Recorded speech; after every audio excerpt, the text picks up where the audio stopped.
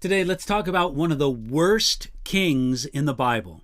I'm going to read to you from 2 Kings chapter 16, verses 18 and 19, where we read this.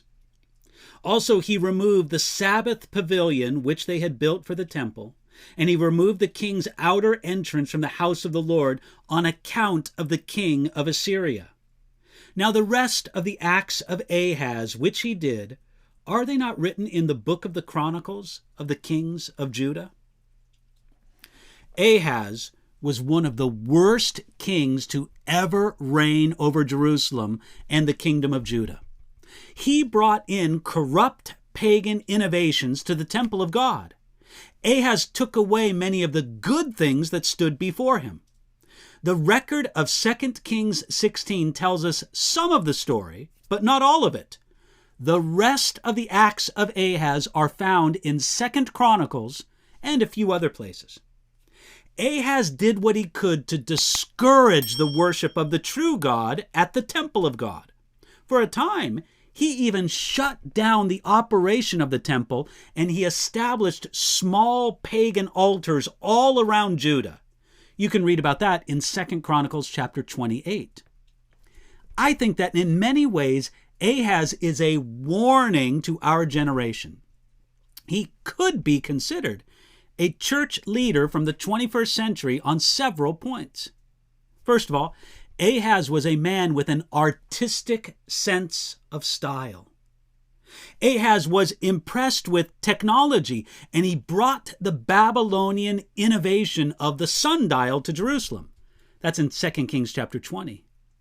Ahaz loved innovation and new things, and he brought those innovations into worship. At the same time, Ahaz seemed to be a nice man. He did not have the persecuting spirit of his grandson Manasseh that we read about in 2 Kings chapter 21. Yet, Ahaz had the advantage of great prophets and messengers in his own day, such as Isaiah and Micah. Ahaz also had the blessing of a great deliverance when God spared Jerusalem and Judah from conquest.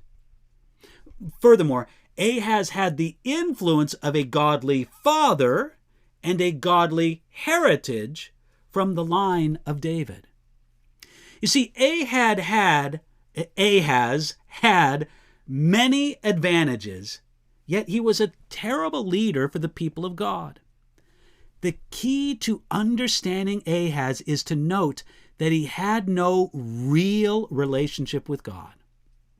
Ahaz destroyed the link that his father Jotham made between the palace and the temple, and this was an illustration of his destroyed relationship with God.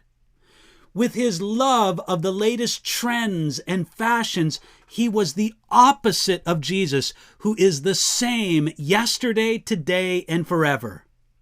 Ahaz had a vague spiritual interest, and that was not enough.